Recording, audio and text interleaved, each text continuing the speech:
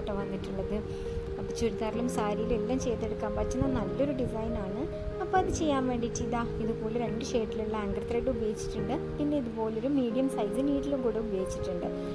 അപ്പോൾ നമുക്കിതിൽ anchor thread കൊള്ളുന്ന ഏത് സൈസ് നീഡിൽ വേണമെങ്കിലും ഉപയോഗിക്കാം കേട്ടോ. ഞാൻ 6 strandsലാണ് ഇവിടെ എല്ലാ ത്രെഡ്സും ഉപയോഗിച്ചിട്ടുള്ളത്. പിന്നെ ഫസ്റ്റ് ക്ലോത്തിൽ തന്നെ നമുക്കിതുപോലെ 2 പാരലായിട്ട് 2 ലൈൻ വരച്ചെടുക്കണം. അതിനുശേഷം ഈ ലൈനിലൂടെ നമ്മൾ റണ്ണിങ് സ്റ്റിച്ചാണ് കൊടുക്കുന്നത്. ആദ്യം നമുക്ക് ഒരു ലൈനിൽ റണ്ണിങ് സ്റ്റിച്ച് കൊടുക്കാം. നല്ല ചെറിയ റണ്ണിങ് സ്റ്റിച്ച് അല്ല കൊടുക്കേണ്ടത്, കുറച്ച് വലിയ, ഓരോ സ്റ്റിച്ചും കുറച്ച് വലുതാക്കിയിട്ടാണ് കൊടുക്കേണ്ടത് കേട്ടോ. നല്ല ചെറുതാക്കിയിട്ടല്ല കൊടുക്കേണ്ടത്.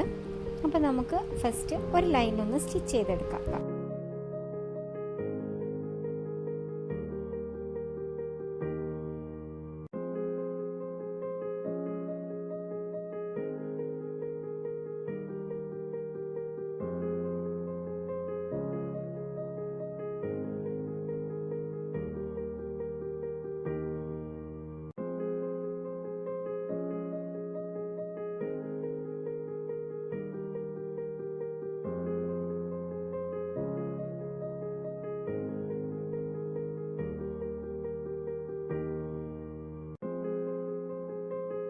ഇപ്പോൾ ഇതാ ഒരു ലൈൻ നമ്മൾ സ്റ്റിച്ച് ചെയ്തെടുത്തിട്ടുണ്ട്. ഇനി നെക്സ്റ്റ് ലൈൻ നമ്മൾ സ്റ്റിച്ച് ചെയ്യാൻ പോവാണ്. അത് ചെയ്യുമ്പോൾ നമ്മൾ പ്രത്യേകം ശ്രദ്ധിക്കണം, താഴെ വരുന്ന സ്റ്റിച്ച് പുറത്തേക്ക് കാണുന്ന പോർഷനും മേലെ സ്റ്റിച്ച് പുറത്തേക്ക് കാണുന്ന പോർഷനും ഒരേ ലെവലിലായിരിക്കണം.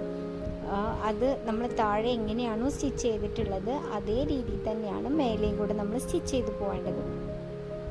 അപ്പം നമുക്ക് രണ്ടാമത്തെ ലൈനും കൂടി ഒന്ന് സ്റ്റിച്ച് ചെയ്തെടുക്കാം.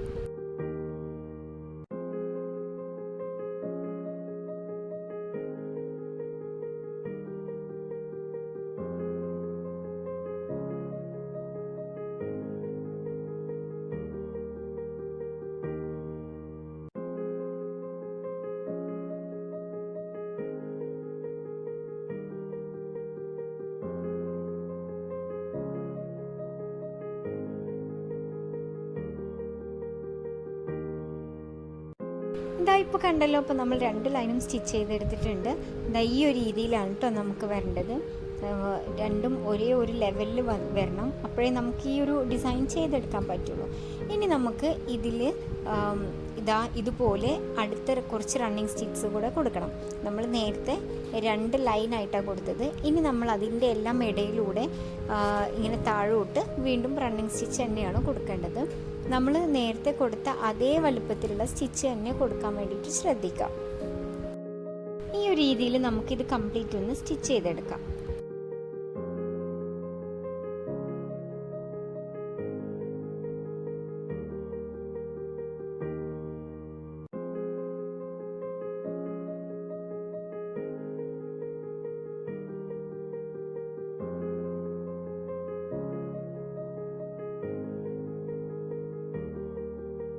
അപ്പോൾ ഇത് കണ്ടല്ലോ, ഇത് കംപ്ലീറ്റ് നമ്മൾ സ്റ്റിച്ച് ചെയ്തെടുത്തിട്ടുണ്ട്.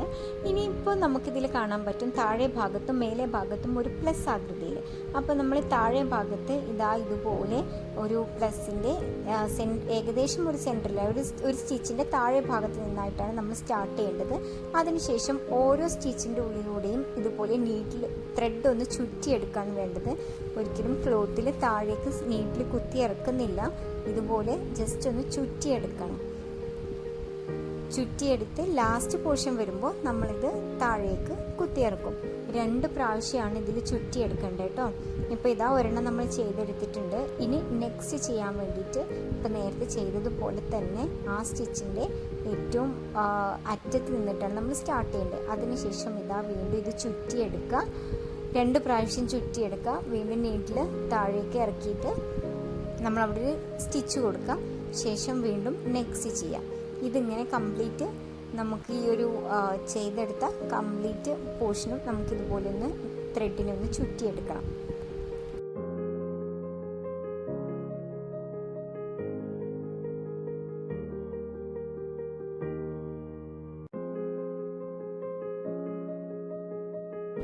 ഇപ്പോൾ കണ്ടല്ലോ, ഇത് കംപ്ലീറ്റ് നമ്മൾ ചുറ്റിയെടുത്തു കേട്ടോ. ഇനി ഇതിൻ്റെ എല്ലാം ഇടയിലൂടെ ഇപ്പം ഞാൻ ചെറിയൊരു പോർഷൻ ചെയ്ത് കാണിച്ചിട്ടുണ്ട്. ഇതുപോലെ നമുക്ക് എല്ലാത്തിൻ്റെ ഇടയിലൂടെ ഇതുപോലെ ചെറിയൊരു ഫ്ലവർ നമുക്കൊന്ന് സ്റ്റിച്ച് ചെയ്തെടുക്കാം. ഇത് ജസ്റ്റ് കുറച്ച് ലൈൻസ് ഇട്ടിട്ടുള്ള സാധാരണ ഒരു ഫ്ലവറാണ്. ഇത് 2 സ്റ്റാൻഡ്സിലാണ് കേട്ടോ ത്രെഡ് എടുത്തിട്ടുള്ളത്. എന്നിട്ട് നമുക്കിത് കംപ്ലീറ്റ് ഇതുപോലെ ഒന്ന് സ്റ്റിച്ച് ചെയ്തെടുക്കാം.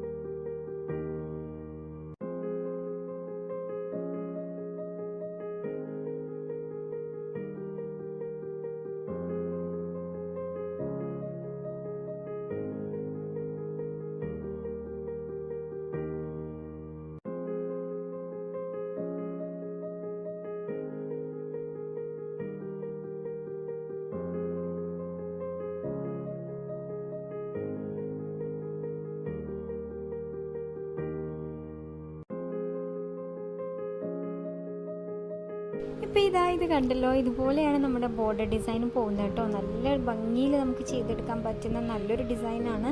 അതുപോലെ തന്നെ വളരെ എളുപ്പത്തിൽ ചെയ്തെടുക്കാനും പറ്റും, ആർക്കും ചെയ്തെടുക്കാൻ പറ്റുന്നൊരു ഡിസൈനാണ് കേട്ടോ. അപ്പോൾ എല്ലാവരും ഒന്ന് ട്രൈ ചെയ്ത് നോക്കുക. അപ്പോൾ എല്ലാവർക്കും ഇന്നത്തെ ഈ ഒരു വീഡിയോ ഇഷ്ടമായിട്ടുണ്ടെന്ന് വിചാരിക്കുന്നു. ഇഷ്ടമായിട്ടുണ്ടെങ്കിൽ ലൈക്ക് ചെയ്യാനും ഷെയർ ചെയ്യാനും കമൻറ്റ് ചെയ്യാനും മറക്കരുത്.